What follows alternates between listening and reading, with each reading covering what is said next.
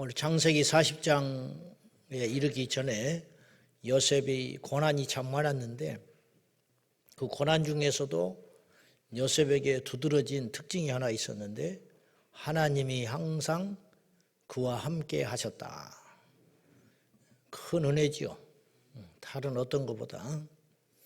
여러분 온 천하가 내 편이라도 하나님이 함께 하지 않으면 무슨 필요가 있겠습니까? 거꾸로 세상의 환경이 척박하고 어려워도 하나님이 함께하면 그 사람을 누가 당해낼 수가 있겠습니까? 그런데 여기서 우리가 잊고 있는 것이 있는데 그냥 성경에 하나님이 함께하였더라, 그래서 형통했더라 간단하게 쓰여 있지만은 그게 보통 일이냐고요. 그것이 성경에 40년이 어쨌더라 그런 말들이 그 당사자에게는 보통 일이겠냐고요. 옥살이하고 종살이하고 그것이 보통 일이겠습니까? 그런데 어떻게 해서 하나님이 요셉과 함께 하게 되었는가? 이제 그걸 놓치지 말아야지요. 그 비결은 능력에 있지 않고 지혜에 있지 않고 순전함에 있었어요. 순전함. 순전함이라는 것은 순수하고 한결같다는 뜻입니다.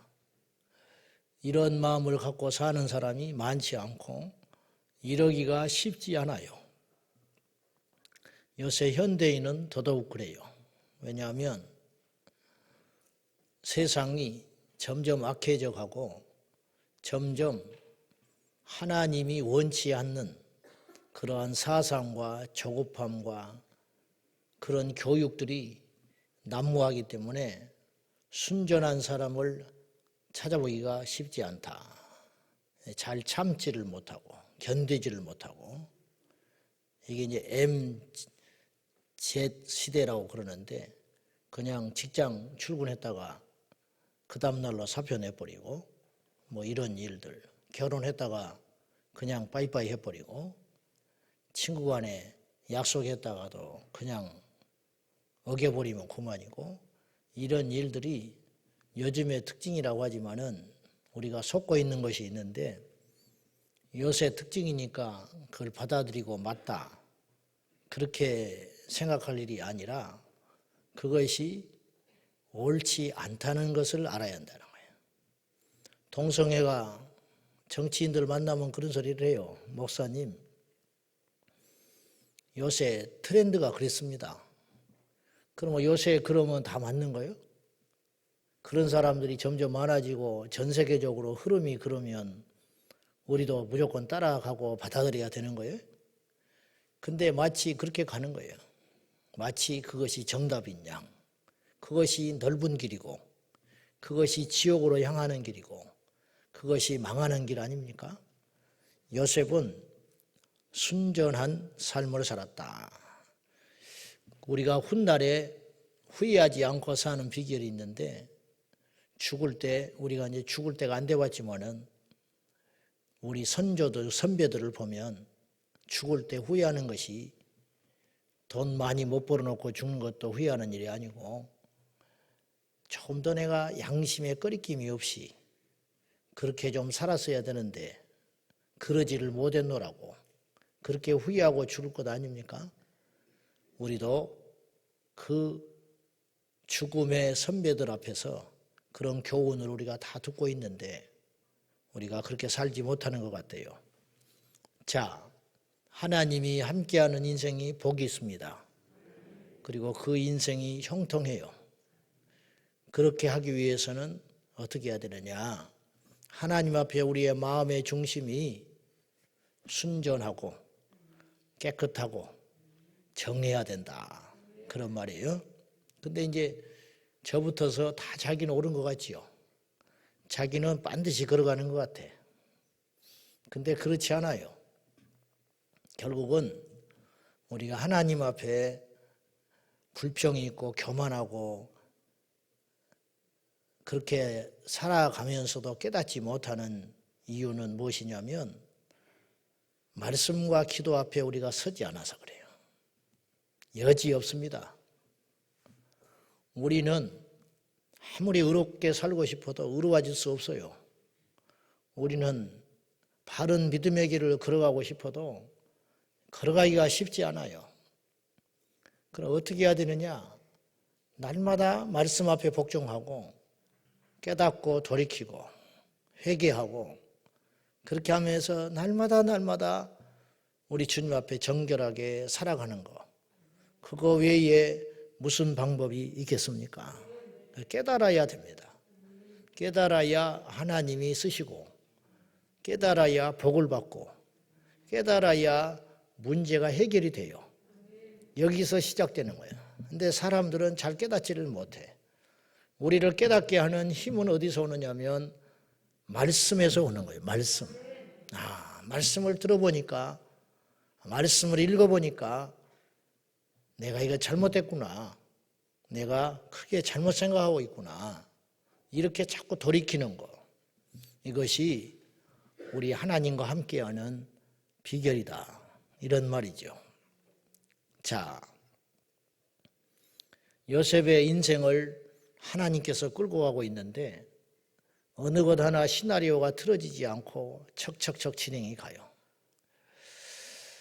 요셉이 종으로 팔려간 것도 그렇고 억울한 누명을 쓰고 감옥에 들어간 것도 우연한 일이 절대 아니라는 거죠. 근데 정작 당사자는 몰라요. 우리가 그렇다니까요. 하나님이 우리를 끌고 가셔요. 하나님이 우리를 지금 인도하고 계시다고요. 근데 정작 우리는 알아요, 몰라요? 모르지요. 하나님 앞에 가서 알게 되는 거예요. 하나님 앞에 가서. 하필 요셉이 보디발의 집으로 종으로 간 것도 우연이 아니고 이 확률이 얼마나 된다고 생각하십니까? 그리고 그 포악스러운 여자를 만나가지고 억울하게 그러면 보디발이 화가 나서 종쯤은 죽여버려도 돼요. 파렴치 아닌데. 그렇잖아요? 어떻게 자기 아내를 탐하려고 합니까? 그냥 둘 수 없죠. 힘을 가졌는데. 근데 감옥에 집어넣었어요. 감옥을 집어넣는 것도 일반 감옥이 아니고 왕에게 범죄한 자가 들어가는 감옥에 집어넣는 거예요. 요셉은 그런 감옥에 들어갈 자격도 안 돼요. 무슨 큰 죄인만 들어가는 거예요. 파렴치 아니거든요. 이 추행범을 어떻게 그런데 정치 수용소 그런 데다가 집어넣습니까? 적어도 반란을 일으킨다고 했다든지 왕에게 칼을 들이댄 자들만 집어넣는 특수한 감옥에 요셉이 들어가게 되는 거예요. 왠지 보디발이 거기에 집어넣게 된 거예요. 그래야 누구를 만나요? 오늘 본문에 나오는 떡 맡은 자와 술 맡은 관원장을 만나게 된다는 거예요. 거기서 또 만날 확률은 또 얼마나 되겠어요? 감옥이 뭐 한 칸만 있겠습니까? 거기서 또 만났지. 그래가지고 술 맡은 관원장과 떡 맡은 관원장이 동시에 바로에게 잘못해가지고 이거는 아주 큰 신복이거든요. 음식을 고대에 맡은 자는요, 믿을 만한 사람만 시켜요. 믿을 만한 사람. 독살이 빈번하게 일어나기 때문에 아무에게나 그런 직위를 주지 않아요. 그러니까 영향력이 있는 사람이라는 거예요. 단순히 뭐 술 따라주는 그런 사람이 아니에요. 관원장. 그런 사람이 동시에 어떤 사건에 연루돼 가지고 옥에 들어가게 된 거예요. 그런데 이제 여기서 또 꿈을 꾸게 되죠. 술 맡은 관원장이 포도송이 세 개가 꽃이 피고 열매가 맺는 꿈을 꾸고, 떡 맡은 관원장도 역시 그 다음에 또 꿈을 꾸고. 근데 이 꿈을 요셉이 정확하게 해석을 해요. 3일 안에 당신은 복권되고 3일 안에 당신은 목이 잘려서 달리게 된다. 근데 그대로 됐다 이 말이죠. 자, 이때 8절을 한번 봐요. 이게 이제 요셉이 승리하는 비결이에요. 41장에도 그런 것이 나오지만은 40장 8절. 자, 시작. 우리가 꿈을 꾸었으나 이를 해석할 자가 없도다. 요셉이 그들에게 이르되 해석은 하나님께 있지 아니하니까 청하건대 내게 이르소서. 해석이 누구한테 있다고요? 하나님께 있다. 여러분 옥에서 하나님을 증거할 만한 믿음이 있을까요? 응? 저기 변방에서 잡혀와가지고 종살이 하다가 주인의 아내를 능욕하려고 하던 새파랗게 젊은 놈이 옥에 있는데 빠릿빠릿하기는 하지만 눈치는 빠르지만 뭐 꿈 이야기를 하는 중에 정색을 하면서 말하기를 나한테 말 좀 해보세요. 그런데 내가 재주는 없지만은 내가 믿는 하나님이 당신의 꿈을 해석할 수 있을 것입니다. 그러면 웃음이 나오고 기가 차지 않겠어요? 어디서 그가 믿는 신을 들먹거려. 그러나 요셉은 이것이 신앙 고백이에요. 내가 할 수 있는 일은 없지만 내가 믿는 그분 하나님께서 이 시간에도 나를 통해서 당신의 꿈을 해석할 수 있을 것입니다. 하나님의 능력을 의지하는 믿음, 이게 결코 쉬운 일이 아니라는 거예요. 요셉의 믿음과 겸손, 자신을 드러내는 순간 우리는 사탄의 도구가 돼요. 절대로 우리 자신들이 경거망능하고 드러나면 안 돼요. 내가 해석하겠다고 덤벼들지 않았어요. 내가 이걸 통해서 뭔가를 바꾸려고 덤벼든 사람이 아니에요. 요셉은 하루하루 충실하게 살아가는 중에 어떻게 하면 하나님 앞에 바르게 살아가 볼까? 그렇게 몸부림치다가 주인 마님의 유혹도 물리치게 되고 그렇게 살다가 옥에서 총무 역할을 하고 있는데 그러던 중에 우연한 꿈의 이야기를 듣고 하나님께서 이 꿈을 해석할 수 있을 것이니 이야기 좀 해보시오. 이렇게 이야기한단 말이에요. 우리가 먹고 마시고 일하고 숨쉬고 걸어가는 모든 것들이 하나님의 은혜예요. 우리가 할 수 있는 게 무엇이 있겠습니까? 설교자들이 설치되면 안 돼요. 설교자들이 뭘 할 수가 있겠습니까? 설교를 좀 한다고요? 그 목소리를 멈추게 하시면 어떻게 할 것인데? 목소리가 안 나오게 하면 어떻게 할 건데? 생각나지 않게 하면 어떻게 할 것인데? 찬양할 때에 하나님이 드러나야 돼요. 근데 때로는 그걸 잊어버려요. 찬양을 막 뜨겁게 하기는 하지만 그 속에 하나님이 빠질 수 있어요. 성령을 노래하고 손을 들고 하나님을 찬송하는 것 같지만 자기 흥에 겨워서 찬송할 수 있어요. 이게 종이 한 장 차이예요. 이것에서 넘어지는 거예요. 이래서 하나님께 버림받고 마는 거예요. 제가 바라는 소원은 하나님 앞에 가는 그날까지 특별하지 않아도 좋으니 하나님 앞에 오래도록 순전하게 쓰임받기를 원해요. 400m 릴레이가 있으면 4명이 뛰는 거예요. 4명. 아무리 실력이 좋고 잘 뛴다고 200m를 뛰면 반칙인 거예요. 100m밖에 못 뛰는 거예요. 100m에 베스트를 해가지고 숨이 끊어질 정도로 뛰어가고 난 다음에 바톤을 다음 사람한테 주고 자기는 쓰러지고 끝나는 거예요. 그걸 선을 넘어서 그 옆에 있는 주자를 무시하고 달려가겠다고 하면 그건 망하게 되는 거예요. 공동체 전체가 망하게 되는 거예요. 요셉이 드러나는 순간 하나님은 떠나게 되는 건데 요셉은 반대로 하나님을 내세웠어요. 나에게 말해보시오. 이 꿈의 해석을 하나님께서 해주시리이다. 결코 쉬운 일이 아니라는 거죠. 우리가 다시 한번 요셉의 지금까지의 삶을 볼 때에 고난은 있었지만은 이제 이 연단의 과정이 쭉 가는 거예요. 한번 거꾸로 생각해 봐요. 요셉이 총리가 되고 30에 하나님께 이런 신령한 복을 받아서 부럽잖아요. 이런 꿈의 해석을 어떻게 할 수 있냐고. 하나님의 지혜, 하나님의 은혜, 하나님의 능력, 하나님이 함께 하시는 거. 너무 부러운 거 아니에요? 요셉을 볼 때. 그래서 우리가 자식들 이름도 요셉을 짓고 막 그러잖아요. 근데 요셉이 치러야 할 대가가 얼마나 컸냐 이 말이에요. 우린 그걸 잊어버릴 때가 많아요. 이게 결코 쉬운 일이 아니에요. 종살이 하는 게 쉽습니까? 무시당하고 멸시받고 면박당하고 옥에 들어가는 건 쉽습니까? 그냥 옥에만 가서 편안하게 총무 역할만 했을 것 같아요? 매질은 안 당했을 것 같아요? 고문은 안 당했을 것 같습니까? 멸시천대는 안 받았을 것 같아요? 아니 감옥에 총무면 총무지 형통하면 얼마나 총무가 형통하겠어. 종이 형통해봤자지 얼마나 형통하겠어. 그러나 그 시간들 긴 13년의 세월을 견디고 참으면서 하나님의 뜻이 요셉을 통해서 이루어져 가는 거. 근데 요셉이 어느 한순간에 확 총리가 돼버려요. 우리가 41장에 보면 알 수 있는데 어느 날 확 총리가 돼버리고 만다고. 근데 이것이 어느 날 된 것 같지만 그 숱한 연단의 시간들, 그 뿌리, 중국에 가면 그런 대나무가 있다고 하거든요. 5년 동안 싹이 나고 크질 않는데요. 그러다가 어느 날 5년 정도가 지난 다음에 하루에 10cm, 20cm씩 커버린다는 거예요. 대나무가.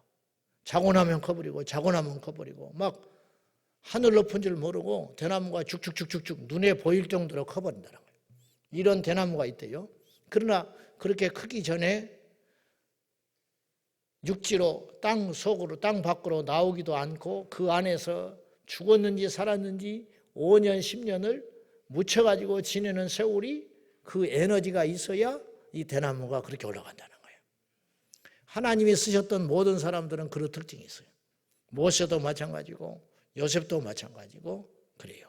그래서 이 치러야 할 대가가 요셉이 결코 만만치 않다.